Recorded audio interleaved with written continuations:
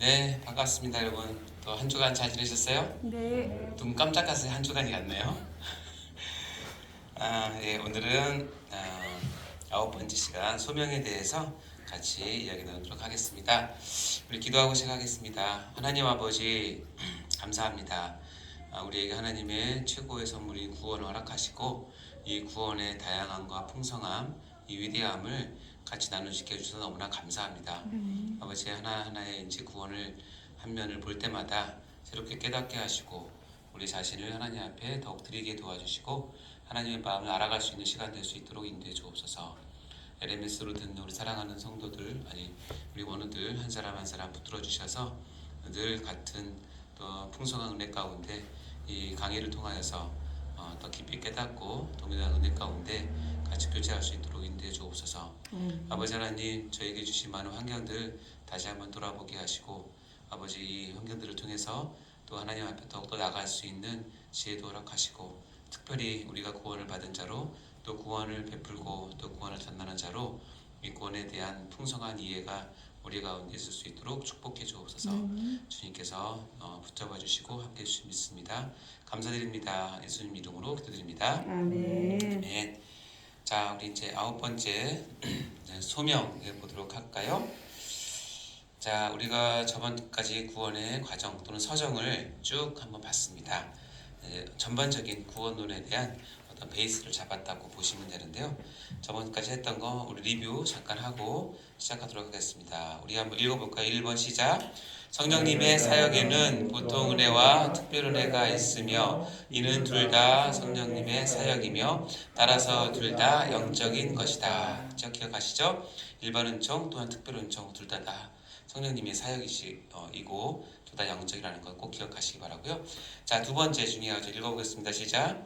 구원의 과정은 한 픽틱자의 일생이며 진짜 그리스도인은 반드시 이 과정을 거치게 된다. 따라서 신앙에는 과정이 매우 중요하다라고 되어 있습니다. 자, 우리가 지금 교리 전체 가운데 다섯 번째 구원론에 대한 부분을 하고 있고 우리가 구원론에 대한 또 별칭으로 성령론이라고 한다고 얘기했죠. 그래서 선생님께서 이 구원을 시대와 다음에 장소와 그 모든 환경을 뛰어넘어서 하나님께서 마음속에 예정하시고 선택하시고 그래서 구속하신 한 사람 한 사람에게 이 구원을 어떻게 베푸시고 어떻게 적용시켜서 하나님 백성 삼으시는 그 과정을 주 성령님께서 이제 주관하시기 때문에 성령론이라고도 얘기한다는 사실을 꼭 기억하시고요. 구원은 그래서 너무나 풍성하다고 얘기했습니다. 그래서 그 한 예로 우리가 시간, 공간 가운데 있는 우리가 구원을 표현할 때는 이렇게 과거적 구원, 또는 현재적 구원, 미래적 구원을 표현할 수 있다고 얘기했고 우리 입장에서는 이미 구원을 받은 것도 구원이고 현재 구원을 받아서 이루어가고 있는 것도 현재 구원이고 앞으로 천국 소망을 바라보면서 이루어질 것을 바라보는 것도 다 구원이죠. 그런데 하나님은 이것이 하나의 한 눈으로 보시고 한 구원이시기 때문에 하나님께서 우리 구원을 이렇게 베푸셨고 그 다양한 그 각도와 시간에 따라서 우리는 이렇게 표현할 수 있다라는 것을 얘기할 수 있죠. 특별히 과거적 구원을 설명할 때 구원받은 사람이라면 소명부터 시작을 하는 것이기 때문에 오늘 이제 소명에 대해서 이제 배우도록 하겠습니다. 자, 여기 보시면 우리가 저번 시간까지 구원 열차를 잘 찾는데 목회적 관점에서 구원을 이제 9가지 순서로 이렇게 쭉 한번 얘기했었어요. 그래서 죄인부터 시작해서 어떤 계기로 영적인 각성이 오고 회심하게 되고 그러면서 구원을 누리게 되고 말할 수 없는 열정과 헌신, 성화, 영화, 열매, 영화 이 과정을 간다는 것과 교리적 관점에서는 소명부터 시작해서 영화까지 이런 관점을 쭉 간다라고 얘기를 했었죠. 그래서 저번 시간에는 이제 이 과정을 이제 우리 목회에서 교회에서 우리 성도들과 함께 나누면서 저도 그렇지만 죄인부터 시작한 이것이 어떤 과정으로 우리가 구원을 이렇게 누리는지를 보는 것이 이제 목회적 관점에서 이 9가지를 쭉 얘기를 했었습니다. 여러분 다 공감하시라고 생각을 하고 나는 지금 어느 부위에서 머물러 있는지 그리고 이 중에서 가장 넘기 힘든 과정이 뭐죠? 회심과 헌신 이 두 가지 과정이 가장 넘기 힘들고 거기서 계속 이 뺑뺑 도시면 안 됩니다. 네, 그리고 이제 저번 시간에 배운 것이 뭐죠? 교리적 관점에서 소명부터 시작해서 영화까지 소명, 중생, 회심, 신앙, 칭의, 수양, 성화, 견인, 영화 이 9가지 과정을 쭉 이제 배웠습니다. 이 과정을 이제 여러 가지로 설명할 수 있지만 제가 의사이기도 하고 제가 이것을 이제 처음 배우면서 한번 이렇게 생각해 보면 어떤가 하고 했던 것이 이제 우리의 자연의 법칙 또는 인생사와 비교를 해서 소명부터 시작해서 영화까지 즉 정자와 난자부터 시작해서 우리의 죽음, 그다음에 천국 입성까지의 과정을 이 구원의 서정과 비교를 해서 보았습니다. 그래서 유비라고 얘기를 했는데요. 근데 저번 시간 잘 이해하셨습니까? 네, 이제 머릿속에 쏙쏙 들어오시죠? 자, 그러면 이제 이거를 이제 크게 세 개로 나누자면 우리가 어떻게 태어났는지를 보는 것이 일부라고 한다면 이것은 이제 소명, 중생, 회심을 구원의 탄생이라는 제목으로 붙일 수 있겠고요. 우리가 이제 어떻게 교육받고 어떻게 가정생활과 어떻게 우리가 자랐는지를 보는, 그래서 우리의 성장 과정을 본다면 구원도 신앙, 칭의, 수양이라고 하는 구원의 성장의 관점에서 2부로 볼 수 있고, 그리고 이제 우리가 이 땅에 이제 다 모든 교육을 마치고 나와서 사회생활을 하고 여러 가지 영향력을 미치면서 사회에서 정말로 필요한 사람을 영향을 미치는, 그리고 이제 우리 죽음까지 가게 되는 그런 모든 과정을 구원의 영향이란 것에서 성화, 견인, 영화로 이렇게 세 개를 볼 수 있다고 했습니다. 그래서 이것을 그림으로 표현하면 이렇게 되는 거죠. 구원의 탄생은 뭐가 있어요? 시작. 소명, 중생, 회심이 있고, 구원의 성장은 신앙, 칭의, 수양이 있고, 구원의 영향은 성화, 견인, 영화 이렇게 했습니다. 그래서 구원과 우리 인생사를 유비 비슷한 것을 비교함으로써 우리가 봤다라고 얘기해 드렸습니다. 자, 그래서 이제 오늘 드디어 이제 소명부터 시작을 해서 하나하나의 과정들 이제 보도록 할 텐데요. 자, 오늘은 이제 첫 번째 소명에 대해서 좀 깊이 알아보도록 하겠습니다.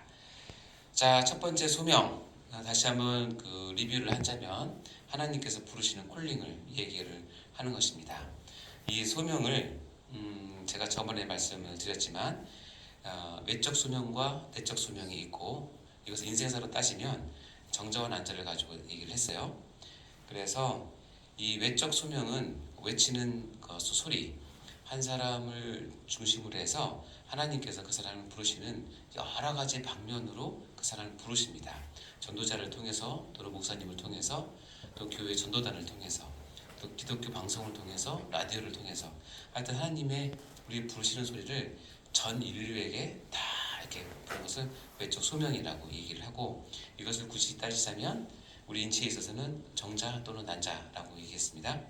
정자는 한 남자에게서는 수십 조개가 생길 텐데 그 중에서 한두 개가 성공해서 자녀가 되는 것이고, 난자도 여성분의 몸에서 일생에 한 400~500개 정도 나올 텐데 그 중에 한두 개가 정자를 만나면 생명을 잉태하는 것과 마찬가지로 정자와 난자 자체는 생명의 씨앗이지만 그 자체는 의미가 없고, 어떻게요? 만나야 생명을 이루는 것처럼 외적 소명이 왔다가 이것이 뒤로 왔다가 한쪽 뒤로 나가게 되는 것이 외적 소명의 특징이라면, 어떤 특별한 계기로 이 들어왔던 외적 소명이 방향을 바꿔서 마음으로 내려올 때 그것을 내적 소명이라고 우리가 볼 수 있고, 우리로 따지면 정자와 난자가 정말 기가 막히게 만나는 사건을, 수정되는 사건을 그렇게 표현할 수 있겠어요. 이게 이제 저번 시간까지에 대한 부분이고, 이제는 좀 더 말씀을 가지고 소명에 대한 부분을 다루도록 하겠습니다. 여러 나눠드린 교환에 의하면 5가지가 있어요. 소명의 개념, 소명의 종류, 외적 소명과 내적 소명과의 관계, 내적 소명의 특징, 소명의 목적, 이렇게 5가지를 가지고 같이 나눠보도록 하겠습니다. 먼저 소명의 개념을 볼까요? 소명, 함은 이렇게 쓰고 영어는 콜링입니다. 그야말로 부르시는 거예요. 하나님이 부르시는 명령. 여러분 들어보셨습니까? 여러분을 부르시는 재훈아 너 어디 있니? 이렇게 부르시는 겁니다. 제가 정신없이 하나님을 등지고 살 때 재훈아 너 어디 있니? 라고 이제 부르시는 것을 소명이라고 얘기를 하죠. 대표적인 첫 번째 소명은 우리가 창세기 3장 9절에 나옵니다. 읽어볼까요? 시작.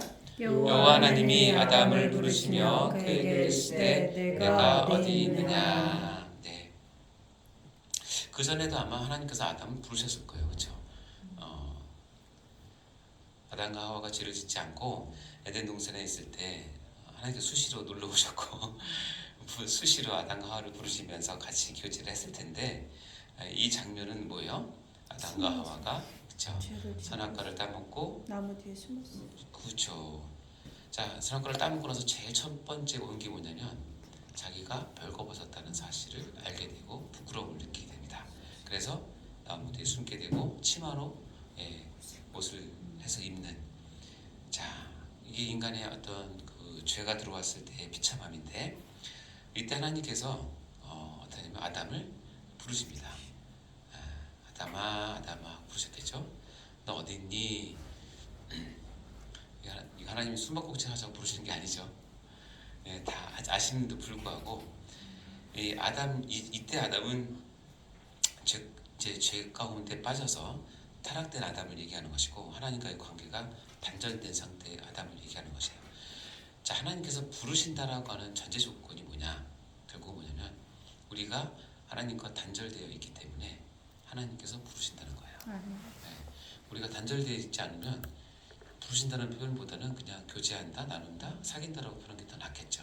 근데 소명, 부르신다는 것은 뭐냐면 이미 하나님과의 단절된 관계를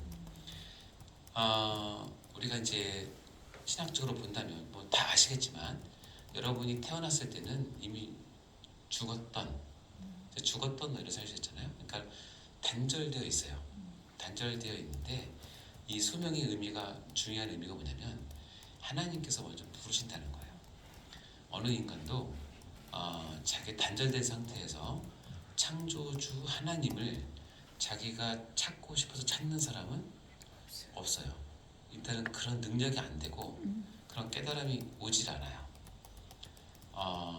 그러나 인간은 모두가 종교심이 있잖아요. 그죠? 종교심이 있기 때문에 얼핏 생각하는 거예요. 분명히 나를 만드신 창조주가 계실 것 같은데 누굴까? 라고 생각하면서 자기 환경을 보게 되면 바닷가에 사는 사람들은 바다의 그 큰 파도와 태풍이나 이런 걸 보면 바다가 노하는 걸 보면서 저기에 신이 있나 보다 해서 만들어낸 게 용왕일 거고 산에 사는 사람들은 정말 기가 막힌 나무나 바위를 보면서 영험한 기운을 느꼈나 봐요. 그러니까 거기다 대고 빌어요. 근데 빌었는데 소원이 이루어져요. 이게 반복되면 종교가 되는 거죠. 그래서 누가 찾아가잖아요. 그 찾아가는 종교는 우리가 이제 서론 시간에 배웠지만 찾아가는 종교는 참 종교가 아니에요. 왜냐면 신과 하나님과 우리 사이가 메울 수 없는 간격이 있는데 그 간격을 우리가 찾아감으로써 얻을 수가 없어요. 그래서 방법은 뭐냐면 하나님께서 우리 인간을 향해서 자기를 드러내 주셔야 알 수 있어요. 그래서 계시라고 얘기한다고 했잖아요. 그 계시의 방향은 인간에게서 하나님 쪽으로 올라가는 것이 아니라 계시의 방향은 하나님께서 인간 쪽으로 주셔야 돼요. 내려오셔야 돼요. 그렇죠? 내려와야 우리가 그 계시를 통해서 그나마 하나님의 아주 일부분을 깨닫고 거기서 하나님을 우리가 찾을 수 있죠. 자, 우리가 태어나서 저는 20년 동안 하나님을 잘 몰랐어요. 교회도 물론 다니긴 했지만 그렇게 하나님이 중요한지 몰랐고 그냥 하나님은 그냥 교회 나가면 있는 정도로 생각을 했었죠. 그러다 저에게 큰 그 과정을 겪게 하시면서 재훈아 너 어디 있냐 라는 것을 불러주셨어요. 그게 소명이에요, 한마디로. 그래서 신자들, 성도들의 구원의 첫 출발은 뭐냐면 하나님께서 찾아오심이에요. 그렇죠? 찾아오셔서 재훈아 어딨냐. 그때 저의 첫 반응은 이거예요. 하나님 정말 살아계셨군요. 이게 저의 첫 반응이에요. 머릿속에만 하나님인 줄 알았는데 살아계시는군요. 그래서 소명의 가장 중요한 의미는 하나님께서 우리 구원을 이루시기 위해서 하는 첫 번째 일이 소명이다. 그리고 그것은 하나님과의 단절된 관계를 전제로 한다. 그리고 그 관계를 우리가 뛰어넘어서 찾아갈 수 있는 존재가 되지 못하고 하나님께서 이 아담에게 오셨듯이 찾아오셔야지만 일어나는 일이에요. 다 찾아가시느냐? 그렇지 않다는 게 이제 하나님과 단절된 관계로 평생 하나님의 이 부르심을 못 듣고 사는 사람들이 많고요. 그렇게 살다가 평생 살다가 그렇게 갑니다. 네, 그런 사람들이 있는가 반면에 정말 감사한 거는 이 아담처럼 또는 저처럼 바울처럼 하나님께서 찾아오셔서 바울아 네가 어딨니? 누구십니까?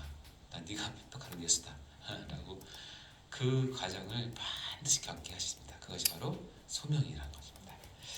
자, 이제 소명의 종류를 볼까요? 자, 소명의 종류 우리가 제가 몇 번 얘기했지만 두 종류가 있어요. 외적 소명과 내적 소명이 있어요. 이해하기는 어렵지 않습니다. 외적 소명은 한마디로 모든 인류를 향하신 하나님의 부르심이에요.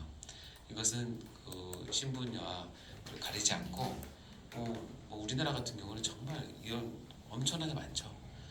TV를 틀어도 라디오를 틀어도 인터넷만 켜도 설교는 넘쳐나고요. 뭐 바른 설교가 있는 점이 그것까지는 안 하더라도 하여튼 하나님에 대한 이야기는 엄청나게 많고 그래서 또 나름대로 질질하고 생각하는 복음들이 많이 선포되고 있어요. 그게 다 울려 퍼지고 믿는 사람에게 뿐만 아니라 안 믿는 사람에게 다 들어가죠. 그래서 외적 소명은 귀로 들어요. 그래서 외적 소명의 특징이 뭐냐면 한 귀로 들어와서 한 귀로 나가는 게 아주 큰 특징이에요. 얼마나 많은 얘기들이, 그러니까 이게 그런 얘기 들어보셨잖아요, 여러분. 홍수 때 뭐가 없다? 마실 물이 없어요. 그러니까 이게 외적 소명이 넘쳐나니까 어떻게 마실 물이 분간하기가 쉽지가 않아요. 그렇긴 해요. 그러니까 여러분 이 외적 소명 가운데 우리가 해야 될 일은 그래도 참된 생수를 만들어내는 것이 참 중요하다. 그래서 그 생수를 통해서 하나님께서 역사를 하시니까요. 하여튼 모든 인류에게 향하신 하나님의 부르심이에요. 그래서 이거는 하나님께서 명하십니다. 볼까요? 마태복음 22장 14절 시작. 청함을 받은 자는 많되 택함을 입은 자는 적으니라. 자, 청함을 받은 자 하나님께서 소리를 내서 다 부르십니다. 청함을 받은 자가 바로 외적 소명에 해당되는 내용이겠죠. 자, 고린도전서 1장 21절 읽어볼까 시작. 하나님의 지혜에 있어서는 이 세상이 자기 지혜로 하나님을 알지 못하므로 하나님께서 전도에 미련한 것으로 믿는 자들을 구원하시기를 기뻐하셨다. 이것을 어떻게 표현하냐면 외적 소명을 전도에 미련한 것이라고 얘기를 해요. 통계적으로 통계를 안 뽑아서 모르지만 여러분 사역적으로 보면 여러분 그 교회 이게 전도지나 전단지나 주보를 한 1000장 뿌리면 그 여러분이 뿌린 전도지나 주보를 갖고 교회 오는 사람 몇 명이나 됩니까? 거의 0.1%도 안 돼요. 10,000장 뿌려도 한 장 올까 말까? 10만 장 뿌려도 한두 장 올까 말까죠. 참 미련하십니다, 여러분. 그 전도에 미련, 그러니까 외적 소명은 전도에 미련한 것으로 표현을 해요. 그러니까 하나님이 외적 소명은 미련하다고 아예 작정을 하셨어요. 그러니까 이거를 우리가 그 경제적인 걸 따지고 효율을 따지면 못합니다. 정말 못해요. 그러니까 미련한 거예요. 네, 미련하게 하는 게 외적 소명이에요. 그냥 아까 저번 시간에 얘기했지만 전철에서 그냥 외치는 소리, 시장터에서 어느 누군가 피켓 들면서 예수 천당 불신 지옥을 외치는 소리가 정말 미련하죠. 아무도 안 듣습니다. 아무도 안 듣는. 근데 그것을 하게 하시는 게 또 하나님이시기도 해요.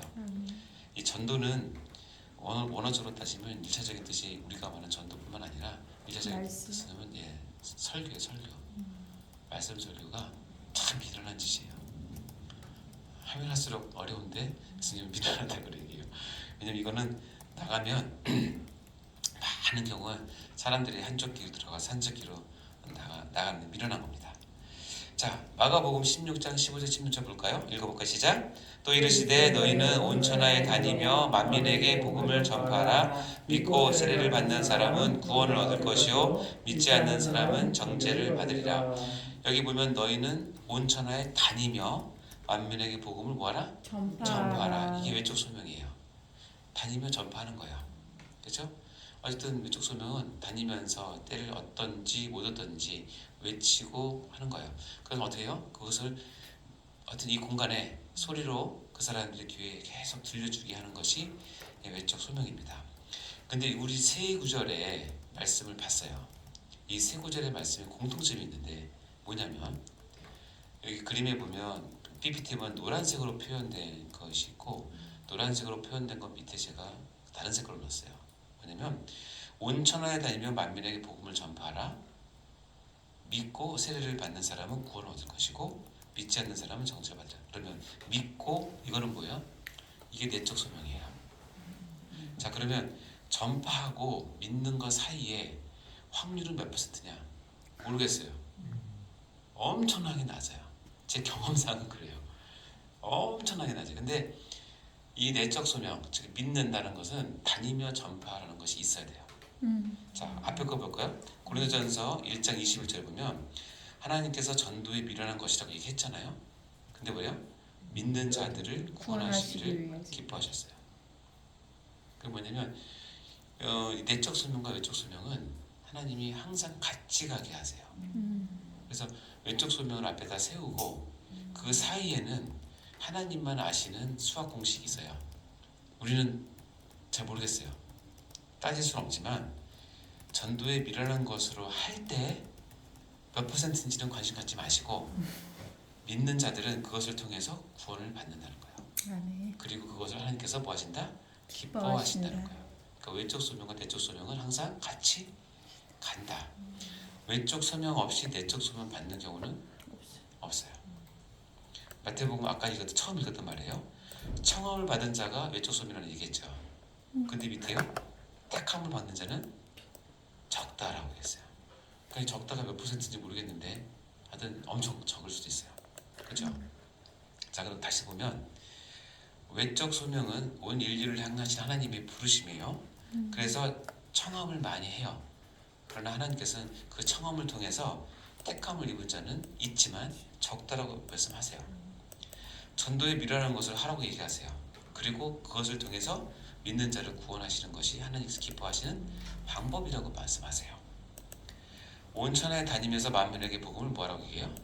전파라고 얘기해요. 외적 소명하라고 얘기하는데 그것을 통해서 믿는 자는 어떻게 해요? 구원 얻을 것이고 믿지 않는 자는 정죄를 받아요. 그러면 외적 소명의 또 하나의 특징이 뭐냐면 외적 소명은 하나님의 심판의 근거가 돼요. 믿는 사람, 그것을 받아들이는 사람과 받지 않는 사람들의 심판의 근거가 되기 때문에 외적 소명을 하나님께서 귀하게 사용하세요. 자, 이 세 개의 구절을 보면 외적 소명은 하나님께서 명령하셨고 다음에 그것을 붙잡고 나오는 것이 내적 소명이에요. 자, 그러면 내적 소명 볼까요? 내적 소명 읽어볼까요? 시작. 택자를 부르시는 하나님의 은혜에 부르심 마음으로 듣게 함 외적 소명 가운데서 듣게 하시오. 네. 그래서 택자를 부르시는 하나님의 방법은 외적 소명이 쫙 펼쳐지는 가운데 어떻게요? 하나님의 은혜 가운데 어떤 한 사람에게는 그것을 마음으로 듣게 하시는 일을 하시는 것이 내적 소명이죠. 아까도 얘기했지만 우리 많은 사람들 귀에 또는 어떤 매체를 통해서 많은 소리들이 갑니다. 정말로 10,000개가 지나가면 10,000개 다 나가는데 근데 희한한 건 뭐냐면 놀라운 건 뭐냐면 저도 경험을 했지만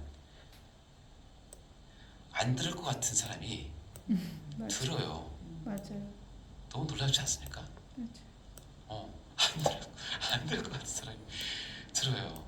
그래서 그 말을 귀로 들어왔다가 나가는 게 아니라 90도로 꺾어서 마음으로 향하게 딱 들어올 때 그때 내적 소명의 불이 탁 켜지는 거예요.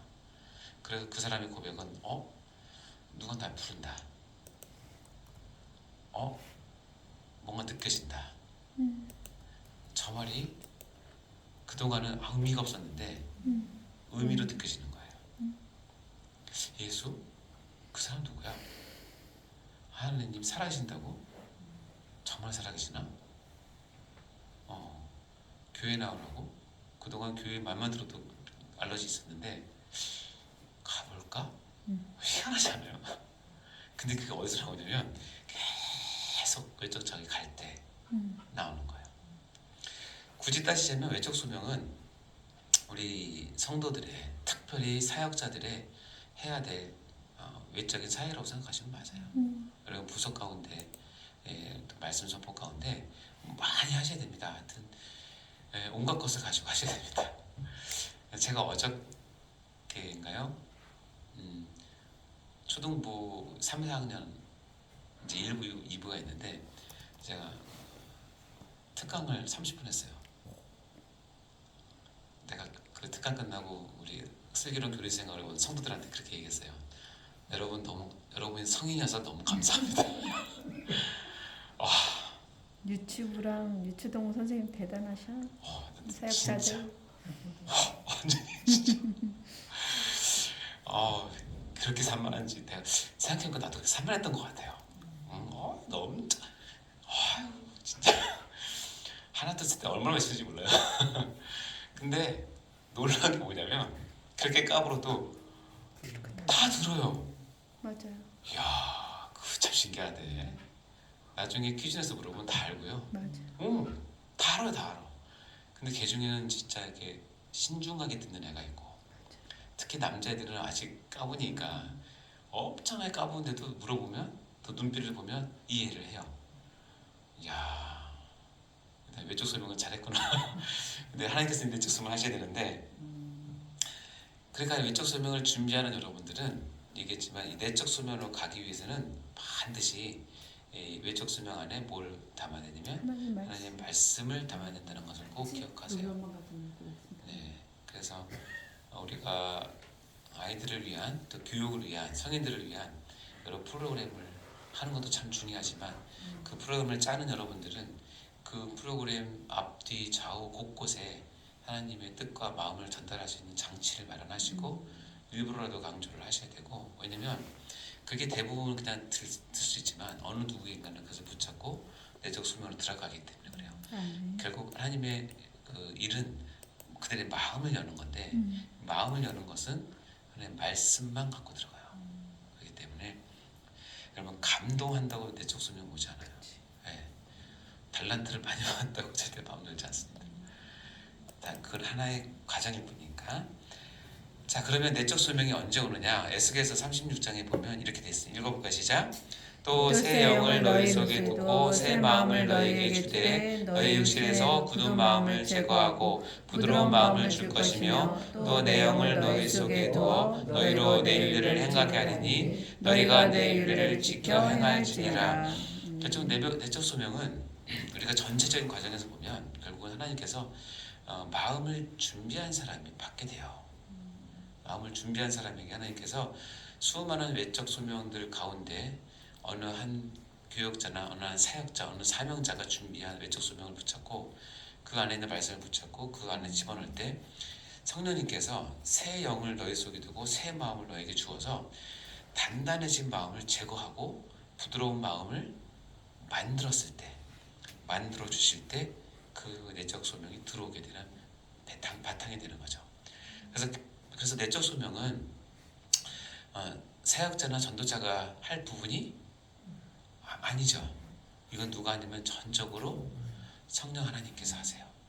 그래서 구원의 첫 스타트, 구원의 시작, 모든 구원은 마찬가지지만 우리가 하는 것이 아니라 오직 하나님의 은혜로 성령 하나님께서 이 작업을 미리 하심으로 하시는 거예요. 여러분 신의 악단 봤습니까? 네. 신의 악단 봐서 박교순이 순교를 하잖아요. 박교순 이름 거꾸로 하면 순교예요. 아, 그렇게 좋구나. 그래서 진 거죠. 순교. 왜 순교를 할까요?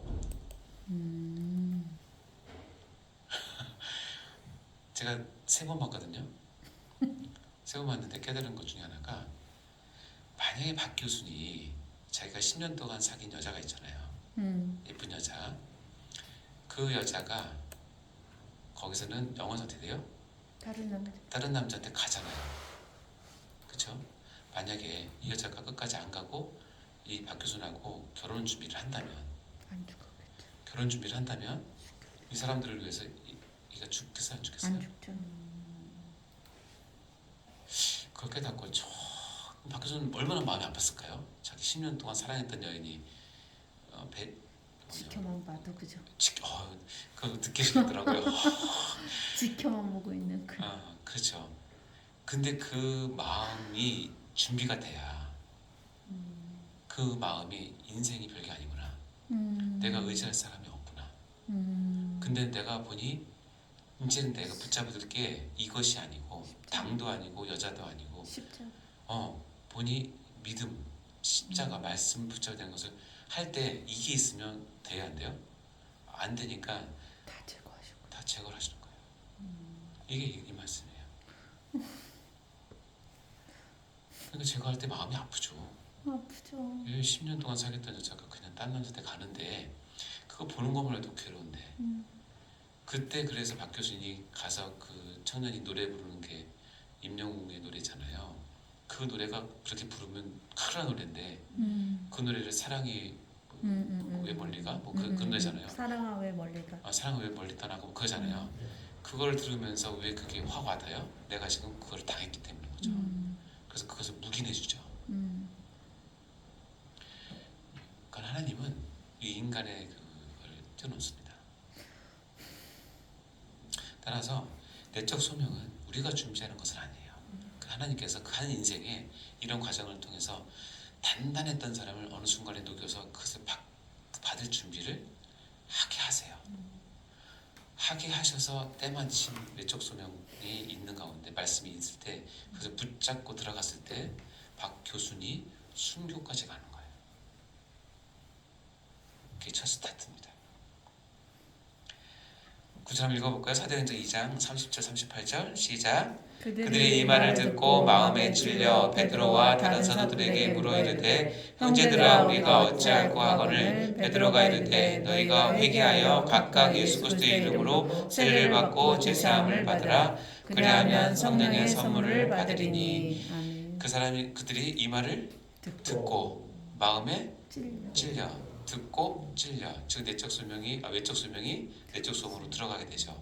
들어가게 되면 나타나는 것이 뭐냐 회개 다음에 세례, 죄사함, 성령의 선물, 구원을 받게 되는 것이죠. 그래서 모든 구원의 첫 출발은 듣고예요. 듣고. 그 들음. 네. 이 듣고를 하는 기관이 누구냐? 교회예요. 절대로 동사무소나 경찰서나 소방서 듣게 안 해줍니다. 교회만 이걸 하실 수 있어요. 아멘. 그래서 외적 소명은 우리의 사명입니다. 아멘. 아멘. 두 번째 보도록 하겠습니다.